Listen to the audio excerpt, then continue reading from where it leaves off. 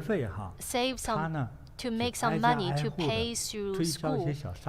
And so he was selling goods from door to door. It's actually okay to do that in the US. And at that time, some teachers actually advocate students to try this so that they can have some experience and make some money for their living. So this boy was very poor. He has to sell goods to make his way through school. And he sells anything he can find, whether it's pen, apple pie, pencils, or candies, or toothbrush or towels. For many days, he couldn't sell anything.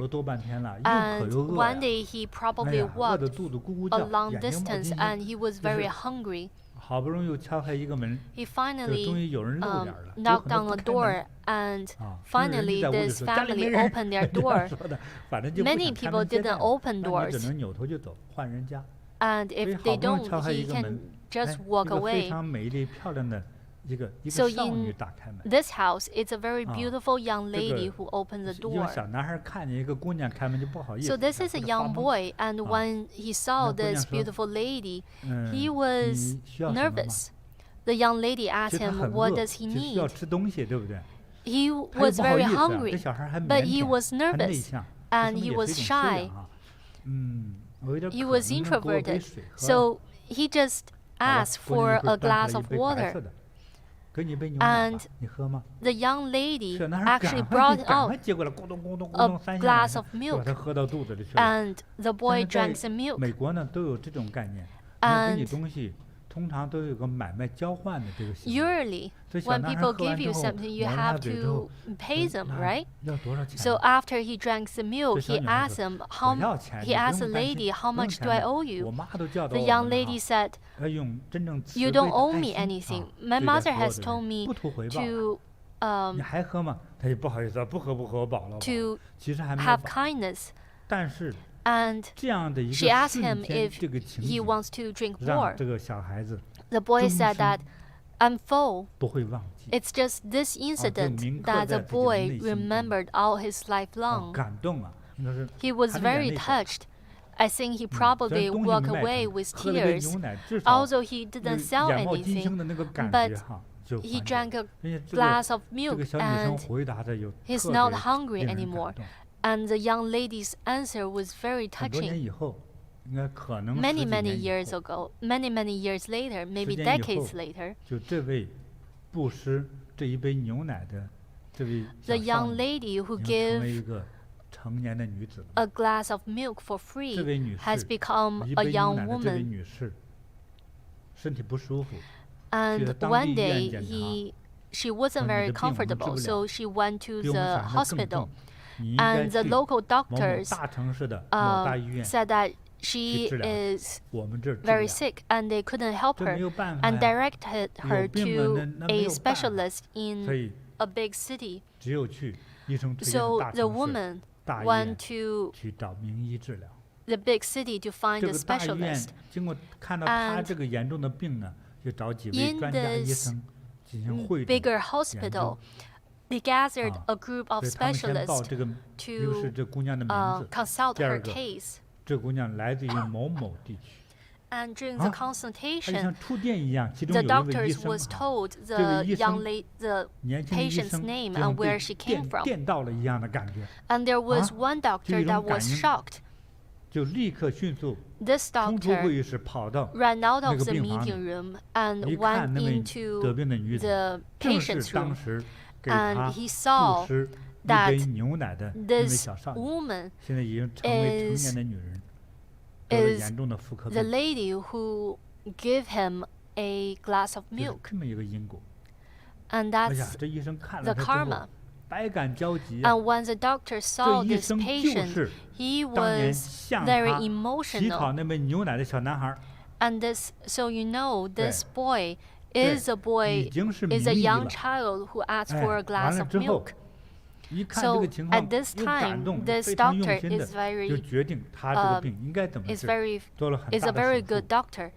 He decided what to do and designed the surgery, and he operated too. And this surgery cost a lot of money, and she is scared that it cost so much. This doctor said to the specialist and the hospitals that he would pay for all the cost. After the surgery, the doctor went to see the patient, and he told her that your surgery was successful, and after recovering for a month or two, you can go back to your normal life. And the lady was touched. The doctor asked the lady, "Do you know who I am?" The woman says that, "I don't know you. You're just my doctor, right?" At that time, the cost of the surgery was probably over $100,000. And on the corner of the bill, there's a small writing. It says that the bill has already been paid in full with 1 glass of milk, and signed Dr. Howard Kelly. This is a true person. In US, there is a very famous hospital called Johns Hopkins Hospital, and Dr. Howard Kelly is one of the founding professors at this hospital. And he is a gynecology specialist, and he has many inventions in the medical field. Uli says it's very interesting that he is paying back the debt of a glass of milk, and he has remembered this debt all his life long. A glass of milk is very cheap. It doesn't cost a lot of money, and because of this kind interaction, this karma has saved her life. Master says 1 glass of milk and 1 life. So we are very fortunate that Master told us, that Buddha told us, not to do all the small deeds, no matter how small it is. So decades ago, when the young lady gives a cup of milk, she was just being pure and being kind. And decades later, the glass of milk saved her life. And this doctor, he is a very grateful child. He remembered this kind help, and he kept it in his heart. At the time, nobody knows who this child will grow up to be. And I feel so happy for this woman. Master says giving makes the world a better place. Anyone who gives will have a wide path. A person who is giving will be very happy and can make other people happy. Jue says a giver can avoid calamities and avoid disasters. And she has been saved from a calamity. Giving and making offerings, we should always do it. Thank you, Master, for this good story. When you are giving, when you are donating, you are accumulating merits. It makes your family harmonious and wealthy, makes your child successful and kind, and you can live a long life and be happy and be wealthy. And these are all fortunes. These fortunes of life comes from giving, comes from donation. Many people ask me how to become wealthier. Is there any good ways of making money? I can only tell you about this. There's no secret. Other than being a person, you need to make goals. The most importantly, it's in your state of mind. It's in your ethics and morals. Then that is giving. In Buddha's teachings, he talks a lot about seeing through and letting go, because Buddha came from a royal family, and because when they are greedy about the six forms, then they become painful. And that's why Buddha taught about seeing through and letting go. And if you ask how to change from a poor person to a rich person, then my answer is to give. If you don't have any money, then you can give your time, your skill, your kindness, even your praise. In one of our previous classes, we discussed, is it better to talk very straightforward? And some online friends said, but Master taught us to say kind words. Then how do we differentiate? Although we talk very kindly, but we're not trying to harm or cheat other people. We don't want to hurt other people. We want to help other people. Between us, when there's no profit, when there's no benefit, I can talk in a kind and nice way so that it's easier for you to accept. I'm not trying to change some bad things to good things, or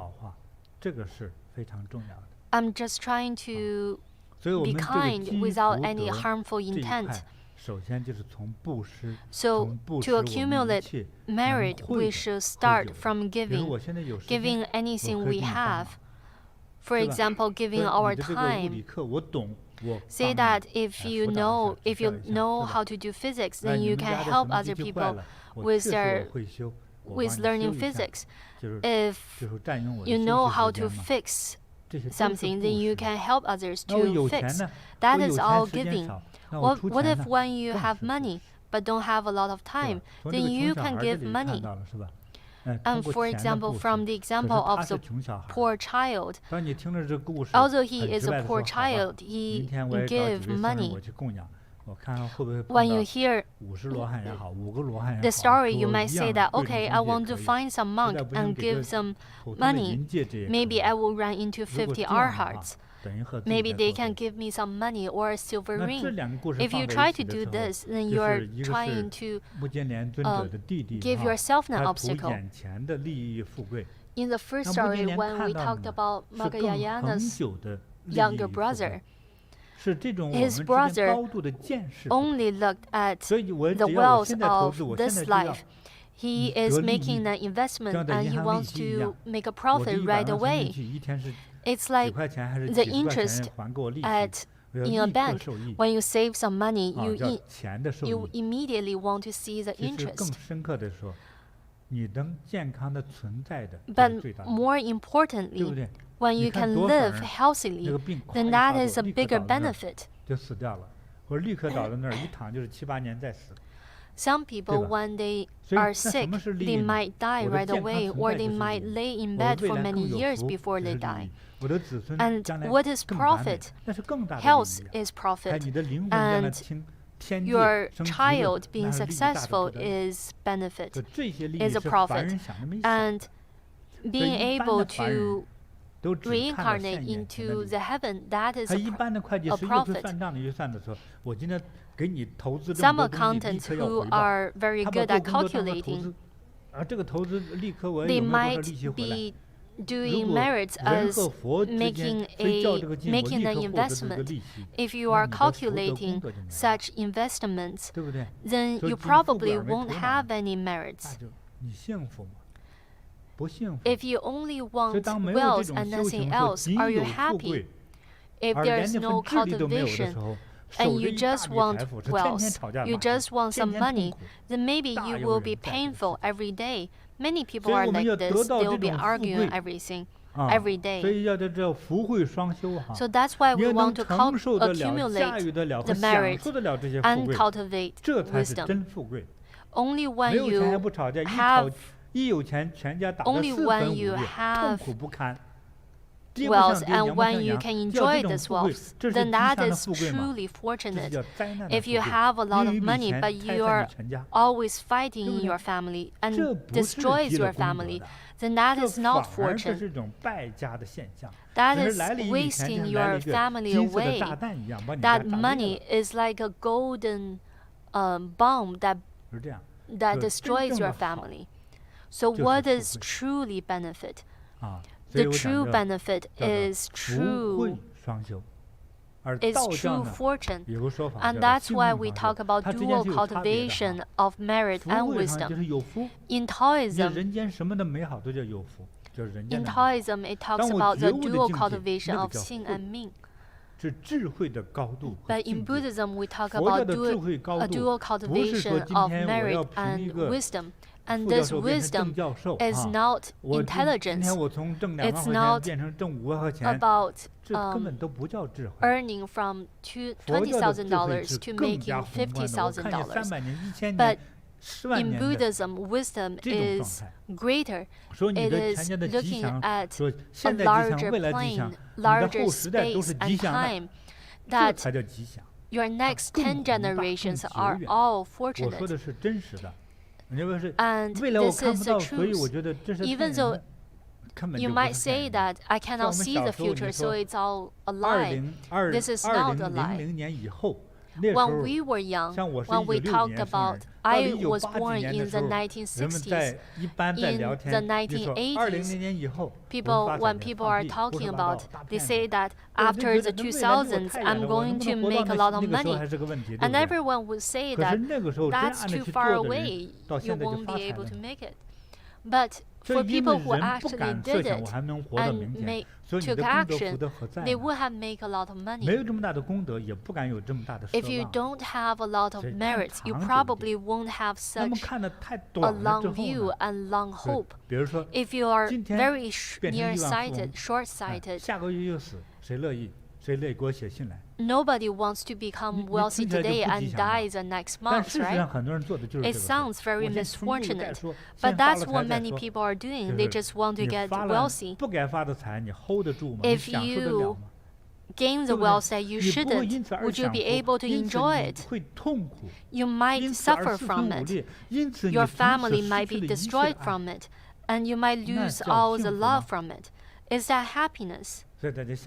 Think about it. What is fortune? The wisdom that I'm talking about is much higher than what an ordinary person might think. It doesn't mean that it has no connection to our living world. No, it connects. It's very connected to our daily life. And that's what we want to learn. We want to learn such merit and wisdom. But in Taoism, they talk about dual cultivation of Xing and Ming. Xing is wisdom,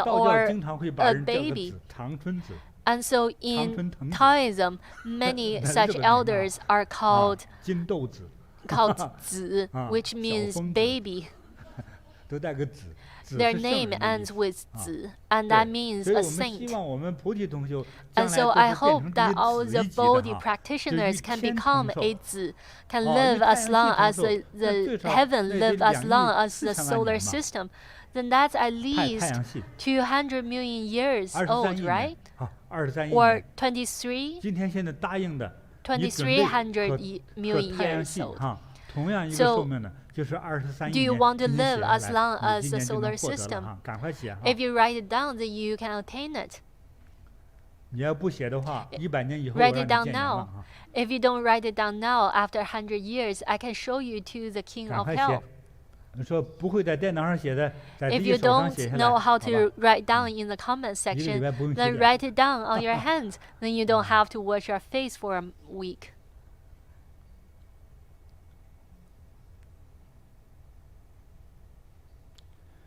So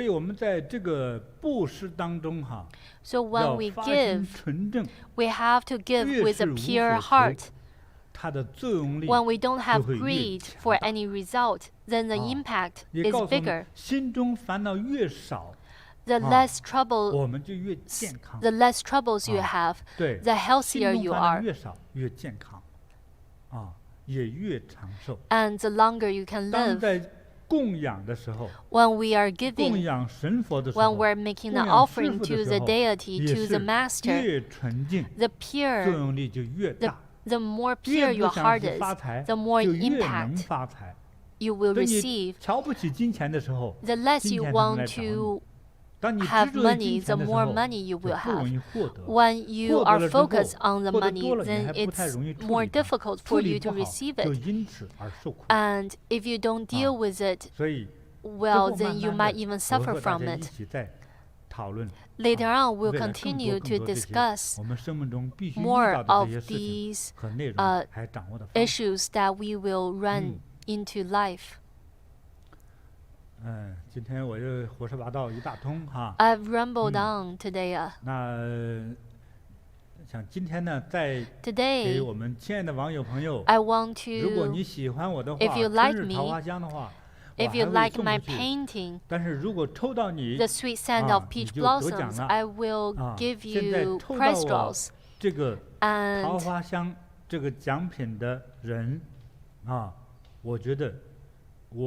if you can win the prize draw, a sweet scent of the peach blossoms, then I wish you to live another 80 years. Let's go slow on living for 100 million years. All right, let's get ready for the prize draw.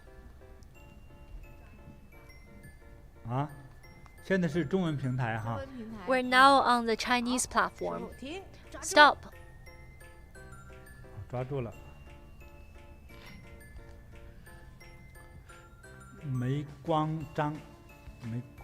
The first winner is Mei Guangzhang. Next is Wei Li Mao. The second one is Chou Lim Lao. Next one is Zeng Dong. Next is Yuki Tei. Dun Dai. Yi Fei. Happy Lin. And last one, Sun Fengzhi.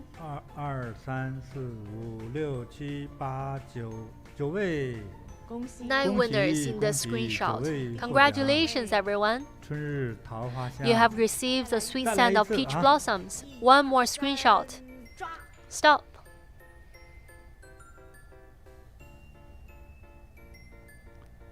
The first one is Shu Pen Li. 第二位 Yun Frankie. 云 Frankie. 第三位如雪。 The third is 如雪。第四位宋萌。 Next is 宋萌。幽静温暖。 The fifth is 幽静温暖。 第六位信实。 The sixth is Eliza 信实。 The seventh is Lai Giao Kok. 这第几位了？王海。 The next one is 王海。 第九位如雪。 The last one 如雪。如雪 is repeated. 这他写了2个哈。也是和上次规矩一样 All right, the same rules as last time. 重复抽到的只能给一次奖哈。I draw your name twice. I only give you one gift, 这里 okay? 就一次啊。All right. 对，现在17位了。 Now there are 17 17 位了。 winners 再来一 now. 瓶。One more screenshot on the Chinese channel. 开始抓，抓。 Stop. 好。Yuna King， 这个名字像 Yuna 韩国 Kim 哈。好，第2位 The next one is 金 Jin Fu Biao. 第3位 Li The third is Shen， Li Rongshen. 第4位严峰， The next is Yan Feng. 第5位 Teo， The fifth is 第 Teal. 6位法 The 回，多伦 sixth 多的 is 法回， Fa Hui from Toronto. 周文初， The next one 第 is 7 Zhou 位，第 Wen 8 Chu. 位 The eighth 金 is SD， Jin 第 SD. 9位 The ninth is 威胁，威胁。威胁。威胁。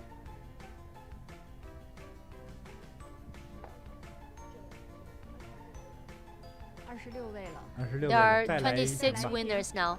How about one more screenshot? 抓抓抓抓抓抓抓！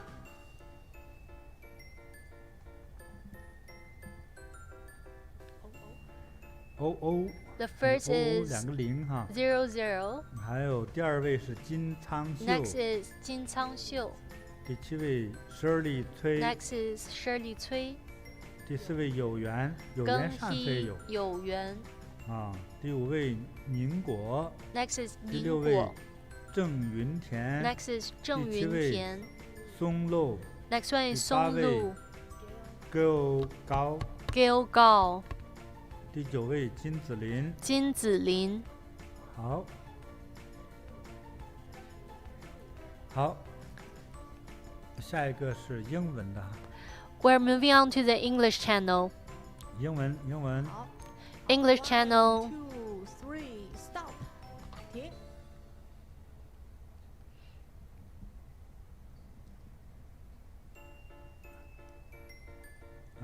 这有一位 The first 叫 one 事 is 事如事意，事如意。还有一位是开弄， Next one 叫娟 is 莲啊。第3开位叫香弄香， and 香第4香。位文敦， The fourth is 第文5位敦。艾拉 The 金， fifth is Ayla 第 Jin. 6位新灯， The next one 第 is 7位 Xin Deng.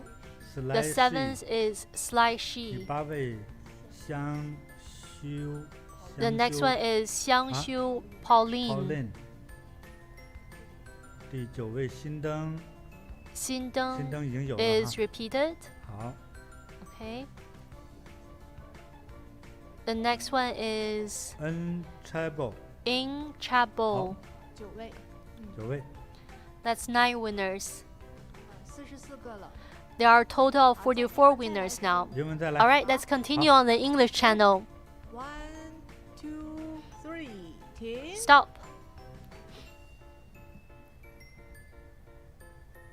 事事如意有了哈。The first one is Leslie. Rachel。好，第2位是 Next one Swelinda， is Swilinda Lim. 第3位是 The next is Google Me， Gu Gok Mi. 第4位是 The next is Klein， Client Yap. 这第几位了 ？J Next is Jit Jit Mia Cha. 龙江 And next is Long Jiang Jin. Lily Low。 The next is Lily Lo. 下一位 Annie Chen， Next is Annie Chang, L.E. Chen， L.E. Ching, 还有叫娟好。 and Karen 这几位 Chu 了？娟好。 1、2、3、4、5、6、7、8、9、10，10位。 That's a total of 10 winners. 再来一遍。再来一次哈。 One more screenshot. 开始。1 2 3，停。 Stop.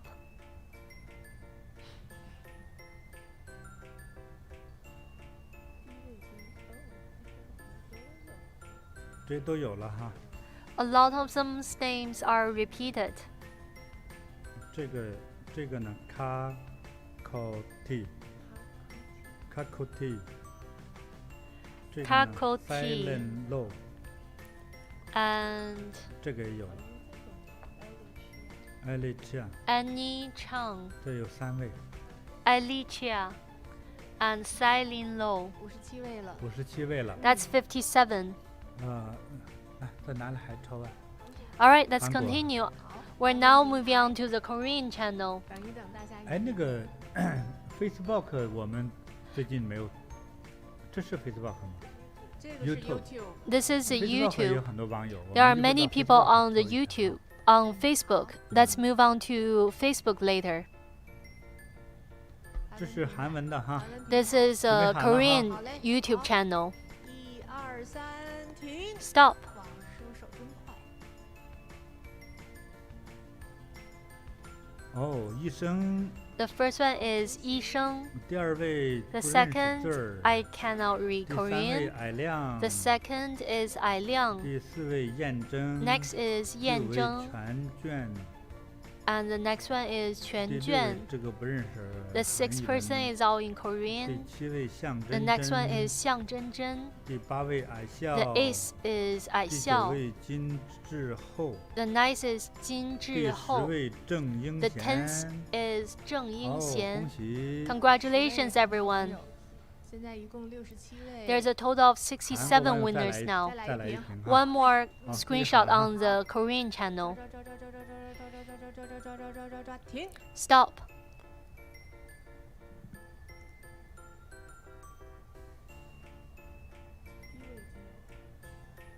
第2位这个韩文的 The 这个我不 second 认 is 识但也是 in 哈 Korean. 得奖第3位这是韩语也不认识 The third is in 之后已经有了 Korean. 之后 is 这个韩语 repeated. 的这个是不是一样的你看那个样子不像 This Korean name looks 四位 different from the first 五位 few. 蓝玉 5, 六位 6, 修 7, 义还有 Xiu Yi 虚真 and 1 Xu 2 Zhen. 3 4 5 6 7 8这里有8位 That's 8 winners on the Korean 一 channel. 共75位了。 There's a total of 好有8位这是什么照 75片呢 winners now. 那就 嗯 Facebook Alright, 中 we're 文 Facebook now moving on to the Chinese 中文 Facebook page. 也是要哎 Grandmaster JinBodhi's Facebook page. 这里就是看到的这个人数少啊 There are 没 fewer 关系。 audiences on the Facebook page. Let's take one 好。 screenshot now. 行 Stop. 哦，真的真少。好 Alright, 第1位陈 the 丽 first 娟 is Chen Lijuan. 第2位杨雅婷 Next is Yang 第3位 Yating. Lucy 李 Third is Lucy Li. 第4位 The 这什么 fourth is Lin In. Lin 啊 Lin Lin In. Lay Susan 算 Lei Sun. 还有这个遮行 The last one is 好 Zhe 5位 Xing. 80了哈。 That's 5 winners and makes 80 winners in 都在这 total. 面啊对好再来一瓶哈再来一瓶。 One more screenshot. 1、2、3，停。 Stop.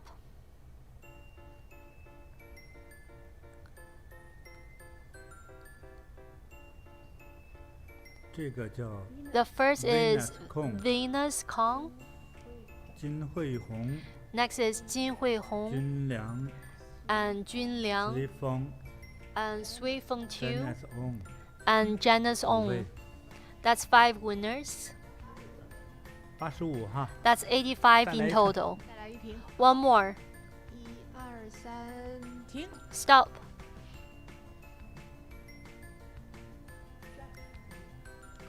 这上面露着一点儿哈法美 First one is Fa 台 Mei 湾的哈 Jeff Wu and Jeff Wu.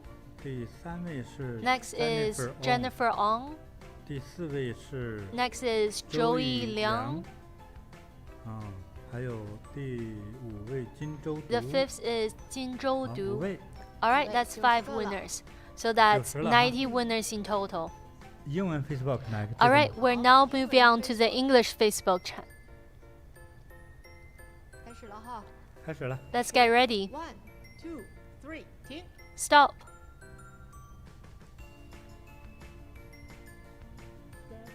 Debbie First one Oh. is Debbie 还 Ing. 有 Next is Meg Low and 蓝光 金东塔 Emma Waka and second Emma Vivian Waka Mack and Vivian Mack. 好，这有6位。 That's 6 winners. That makes 96 in total. 4 last 4 winners. 就在这儿倒4位吧。 We're still on the English Facebook page. Stop.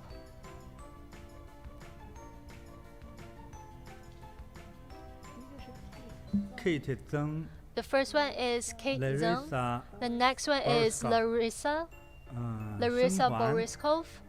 生还 Tancha Sarah 甜茶 Sarah. 4位了哈。 That's 4. Last 4 winners. 100位了。 That 100 makes 位。 100 恭喜哦。 winners in total. 恭喜 Congratulations, 所有得 everyone. 奖的好。网友们。 Congratulations, everyone. You have received Master's painting in Sweet Scent of Peach Blossoms. 天天都 May 是这样 luck comes to you naturally.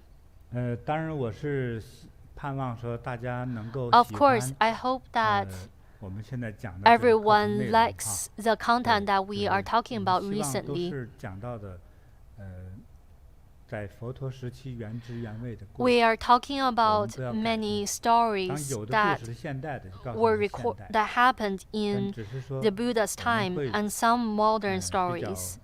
从人的角度去会对一些人进行 And 分析， we 对 will 一些现 be 象进行分 analyzing 析。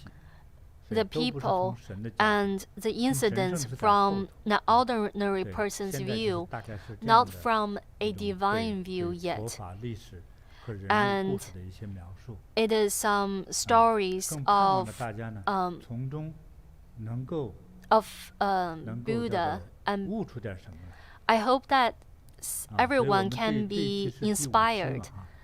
第5期当中， This is 这 the 是最重要的一个 fifth 部 time 分 that we talk about 和 these 前一 stories. 期的连贯性 And 还有 the 因果 most important 和因果果 concept 报。因果果 in 报 today's 那 session 些罪 is 恶的痛苦 karma. 前2期大家都听了很多。 We 果 talked 报 about 是巨大 many 出路那这个出路是怎样的出路呢？ many bad karmas 善 and 行的出路。 results in the 啊 past 因为 few 因果的 sessions. 规则就 And 是 this time we 善有 talked 善报 about 恶有 the 恶报 kindness, the 还有 results of 不是 kindness. 不报，时 In 候 the 未到 principle of 时候一 karma, 到 good 啊 deeds 因 have 果必 good 报 results and bad deeds have bad 因果规律 results. 就是这样 It's 的 not 所以它 about 是个科学性的。 no payback, but it's not 你 time 从 for 人世 payback 间 yet. 正常为人，你最能体会到这种善 Living 行 in this 啊 world, 和这种 everyone 善果，是 can 吧？你对人 can 好，人家就会 feel 对你好， the 是吧？ kindness 你对 and 神 the 好， kind 神对你 results. 好。 If you are 是吧？ kind to 那 people, 它是这 other 样的。 people will be kind to you. If 对 you are kind 所以这 to 种善果 the 善行 gods, 的 the gods 这样 will 的 be 因果 kind 的 to 规 you. 则， And 啊， this 希望大 is 家 the 能 principle 够 of 真正的 karma. 有 I 所 hope 领悟。 everyone can truly understand the 我修这么 principle 多 of 年， karma. I 所以 have 我 been 想不出说 cultivating for 我 many 们想发 years. 财想吉祥，有什么其他的 I 捷径和 cannot 方法？没有。 remember 也 any 并不是说 shortcut 今天 for 说 making 我 a 比 lot 如 of 面相不 money. 好，我去找这个面相师给我改一下脸， If 我的命就好了吗？ your 你的命相是长在骨头 if 上 your facial characters 上 are 只是 not 说 very 在 well 脸上 and 那 you 个 want 图 to 像 have cosmetic 你就 surgery 比 to 如说我 change 脸 your 上有黑 fate, 斑，脸上黑斑是你 it's not 内在 possible. It is 它所 just 对应 a 脏腑的一 representation 些 of your 不太 fate. 健康 If 不 you 太 have 顺 dark 畅 spots 的 on 一个就 your 在脸上的呈 face, 现。 these dark spots 所以 are 很多都 just 是内在的东西。 representations of your 所以大家懂得这个道理 of 之后 your 呢，就 health. 是就懂得了 And 这 when 个 you 因果的 understand 概念。 the principle of 我 karma, 我的命运我做主， then 我 you 的未来我 understand 创 that 造。 I 我的 can 因果 be 我 I 创造， in control of 我的 my 幸 fate. 福我 I 创 can 造， be in control. 我的 I 吉 can 祥我 create 创 my 造， karma. I can 啊， create my 还有我的 happiness. 富贵 I can 我 create 创造。 my fortune.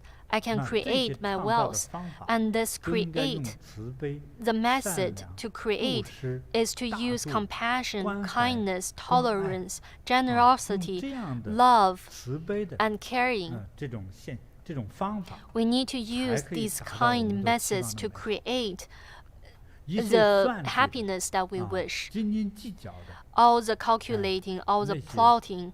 我们看到的还都是 When we 眼 see 前 it, 的 when 短 we 暂的利益。 do that, we only see the 长久的吉祥 short-term 才是 profits. 真正的吉祥。 Only long-term fortune is a true 我 fortune. 们的亲爱的网友应该听明白了。 I 还 hope 是提醒大家， I hope that 要 our 想 online friends has 记住 understand 有所领悟， these 多 principles. 听 If you want to 就 have 就 if 更 you 能 want to 熟 have 悉， better 就更 understanding 能领 and 悟。 better 我也相信大家的悟性。 inspiration, 今天有 then 这么多 listen 人 to it 通过网 repeatedly. 络课程再来听的话， Many 我也相 people 信 have 会很 heard 多人 this 会开 lesson 悟。 online, 如果 and 佛陀 many 在世的 people 话， may be 就是说 awakened by it. 你 If 证得 Buddha 罗 was 汉果， alive today, 你 Buddha 证 will 得 say 菩萨 that 果， you have 是吧？ attained 你 the 证 Arhat 得 Pala, you 大 have 乐天。 attained the 对对对，哎，就是说那 Tusnita 种吉祥天界的 heaven. 东西，佛是当 And 场就会去指认。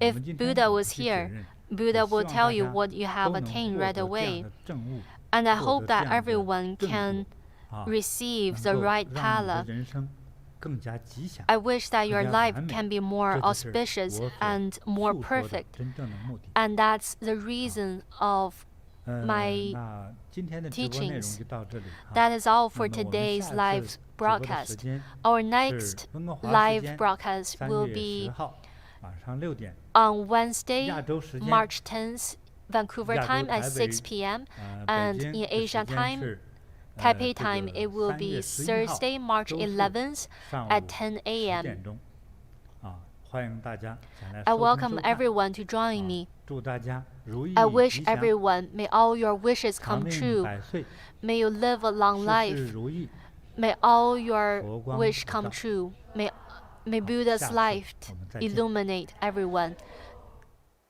We'll see you next time.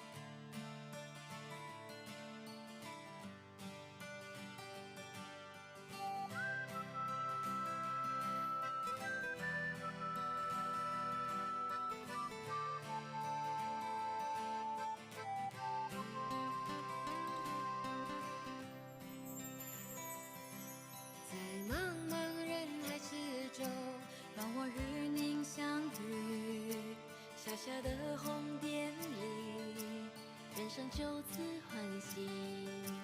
我快乐了，我健康了，我幸福了，我美丽了。